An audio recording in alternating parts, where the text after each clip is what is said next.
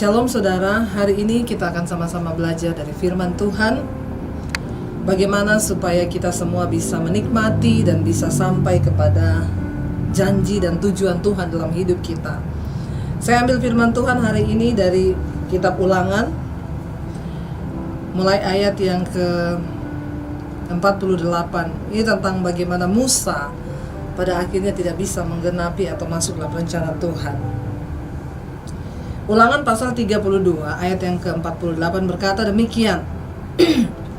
Pada hari itulah juga Tuhan berfirman kepada Musa, naiklah ke atas pegunungan Abarim, ke atas gunung Nebo yang di tanah Moab, di tantangan Yeriko, dan pandanglah tanah Kanaan yang kuberikan kepada orang Israel menjadi miliknya.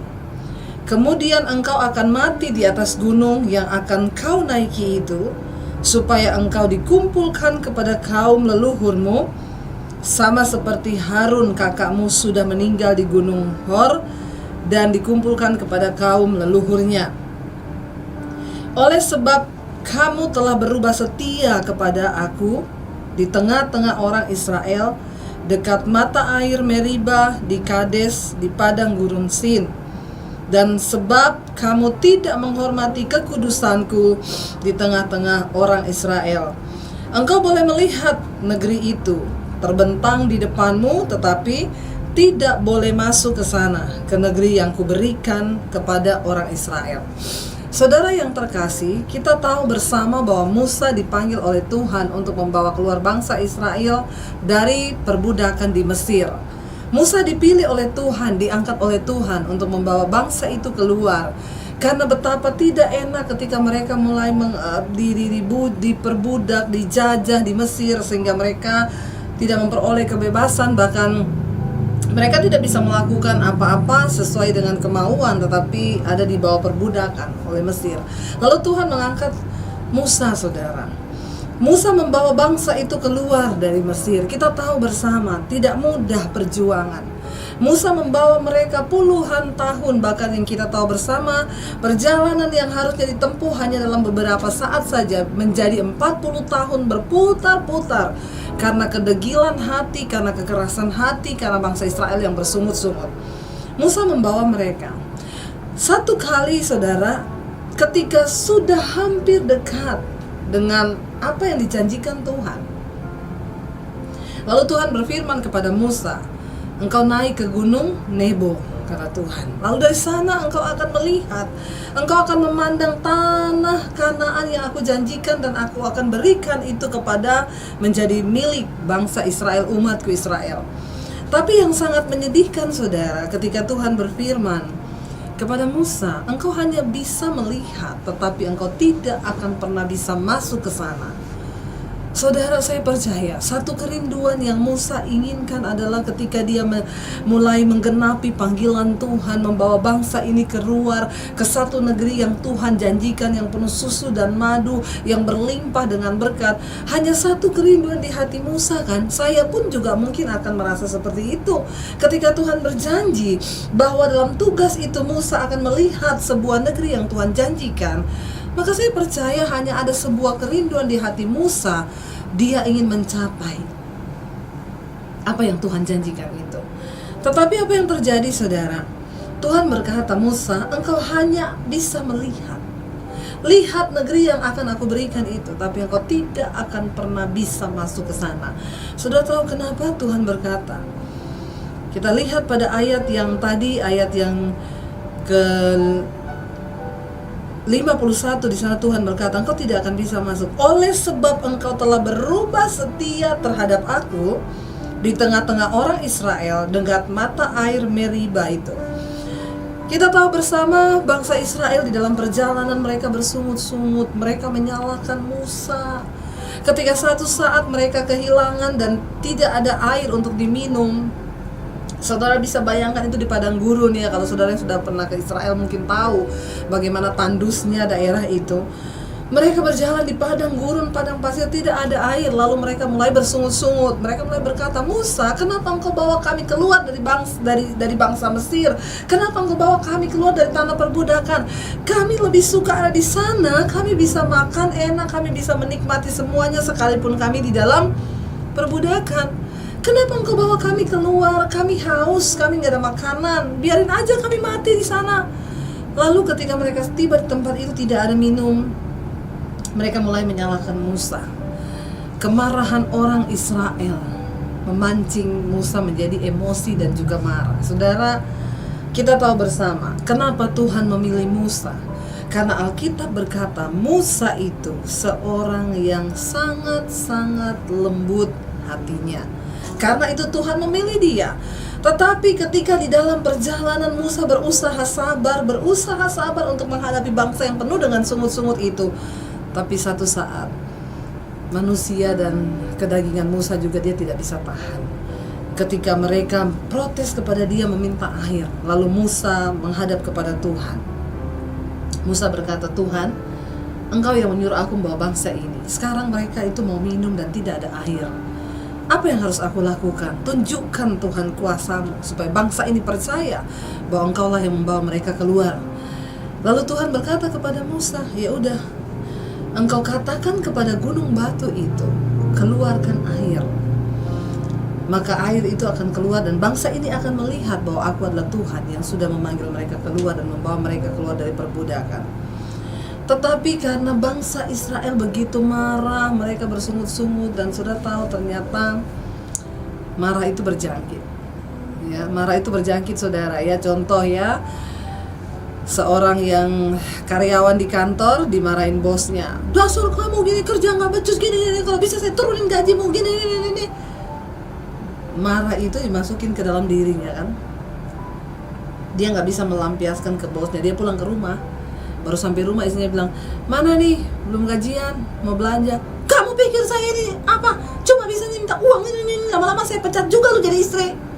Istrinya kan stres, saudara. Dia nggak tahu mau marahin siapa. Anaknya lewat, mama minta uang. Lu pikir ya aku nih bang apa? Ya lama-lama gue pecat juga lu jadi anak. Anaknya kan stres, saudara.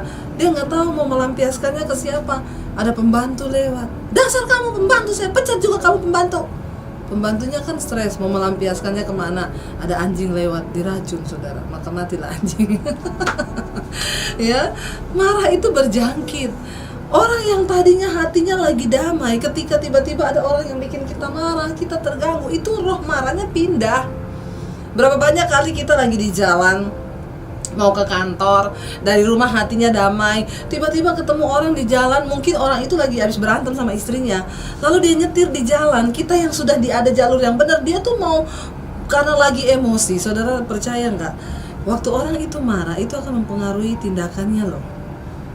Jadi dia roh marah, dia nyetir dengan marah, berantem sama istrinya di jalan, kita yang lagi damai-damai, dia mau nyerempet mobil kita. Marahnya pindah nggak ke kita? Pindah. Lalu kita juga jadi emosi dalam mobil. Yang tadinya suami istri lagi baik-baik, ya suaminya, ini gimana sih mobil itu? Maka ini, gua tabrak juga nih. Istrinya bilang, Pak sabar, Pak nggak usah marah. Lo diam ya. Akhirnya kita yang suami istri jadi berantem juga. Hati-hati, saudara. Amarah itu berjangkit loh. Musa, orang yang terkenal sangat lembut hati, menghadapi bangsa Israel dengan kemarahannya. Tuhan bilang, Musa, lu ngomong sama gunung batu, hai gunung batu, keluarkan air. Karena Musa emosi, dia terpancing dengan kemarahan bangsa Israel. Dia pukul gunung batu itu. Dia bilang, gunung batu, sambil dia pukul, saudara, ya, keluarkan air buat orang-orang durhaka ini, biar mereka tahu bahwa Tuhanlah yang menyediakan air buat mereka. Apakah air itu keluar? Iya, airnya keluar karena Tuhan menyuruh dan itu terjadi. Tetapi Tuhan berkata, oleh karena kamu telah berubah setia. Artinya apa? Tuhan cuma suruh ngomong, jangan pukul. Tapi Musa pukul karena dia didesak oleh amarah bangsa Israel. Lalu Musa dianggap melanggar kekudusan Tuhan. Ayat 51 berkata, oleh sebab kamu telah berubah setia. Bayangkan saudara, kemarahan Musa dianggap Tuhan telah berubah setia kepada Tuhan. Selama ini Musa taat melakukan apa yang Tuhan suruh. Jangan A, B, B. Tapi ketika dia dalam kemarahan terpancing emosinya, dia melakukan tidak seperti yang Tuhan katakan. Dan Alkitab berkata, Tuhan berfirman, engkau telah berubah setia. Bukan cuma itu, Tuhan bilang, oleh sebab kamu telah berubah setia terhadap aku di tengah-tengah orang Israel, dekat mata air Meriba di Kades, di padang gurun Sin. Dan oleh karena kamu tidak menghormati kekudusanku di tengah-tengah orang Israel. Saudara, ketika kita marah, Alkitab berkata ternyata kita tidak menghargai kekudusan Tuhan. Dan saudara tahu kenapa Musa tidak bisa masuk ke tanah perjanjian? 40 tahun dia melayani Tuhan, membawa bangsa itu keluar, hanya karena sebuah kesalahan yang mungkin kita anggap itu sepele. Tapi di mata Tuhan, dia telah melanggar, berubah setia, dan melanggar kekudusan. Saudara, mungkin hari ini engkau berkata atau engkau beranggapan bahwa marah itu biasa. Saya bertengkar sama istri, saya bertengkar sama suami, saya marahin anak-anak, itu hal yang biasa. Tapi lihat, Musa tidak bisa masuk dan menikmati tanah perjanjian karena kemarahan. Dan Tuhan menganggap dia berubah setia dan melanggar kekudusan Tuhan. Hari ini, biar firman ini bisa menegur kita semua. Mungkin hari ini saudara sedang marah. Bahkan ada orang-orang Kristen yang berkata mereka sudah Kristen, mereka percaya Yesus, tapi mereka masih hidup dalam kepahitan, tidak bisa mengampuni dengan saudara ipar, dengan tetangga, dengan mertua, atau dengan siapa saja. Hari ini saudara dengar baik, kalau engkau mau menikmati janji Tuhan, untuk engkau melihat negeri yang Tuhan janjikan, tanah perjanjian dalam hidup ini, maka mari kita bertobat saudara. Biar ini menjadi sebuah perenungan buat kita, karena amarah pada akhirnya Musa tidak bisa melihat janji Tuhan. Saya berdoa saudara, biar hari-hari ini kita berdoa kepada Tuhan. Alkitab berkata, jika kita ini melakukan keinginan daging. Apa itu keinginan daging? Galatia 5 ayat 19-21. Keinginan daging itu ternyata percabulan, kenajisan, amarah, iri hati, kebencian, dendam, akar pahit. Itu semua mendatangkan malapetaka, itu semua mendatangkan murka Allah atas orang-orang durhaka, kata firman Tuhan.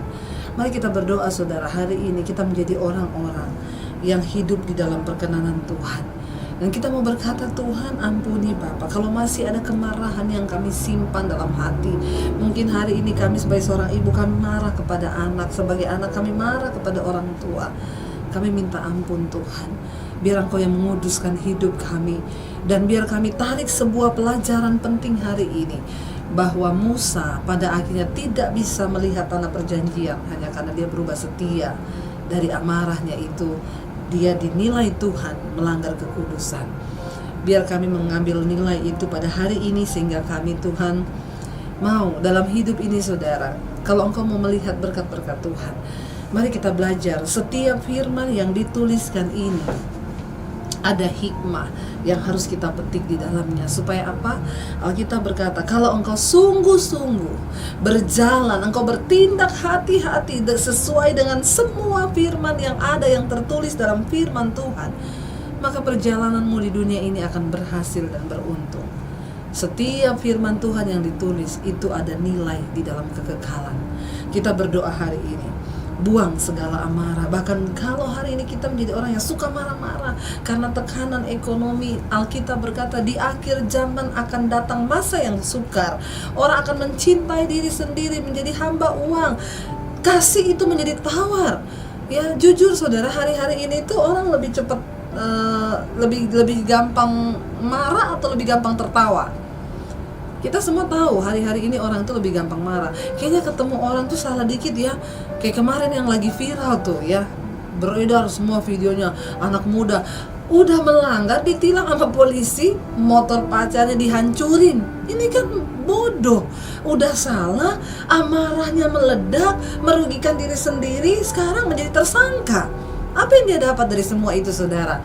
Alkitab berkata amarah itu menetap di dalam hati orang bodoh. Kita bukanlah orang-orang bodoh. Bereskan hidupmu di hadapan Tuhan. Kalau engkau mau lihat saudara, saya cuma mau ingatin kita semua, Hidup ini singkat, kata firman Tuhan. 70 tahun, kalau kita kuat 80, ada yang mencapai 100. Tapi apa esensi dari kehidupan yang sesungguhnya itu? Bukan soal panjang umur saja. Apakah kita menghidupi nilai-nilai firman Tuhan selama kita ada di dunia ini? Saya mengajak kita semua hari ini,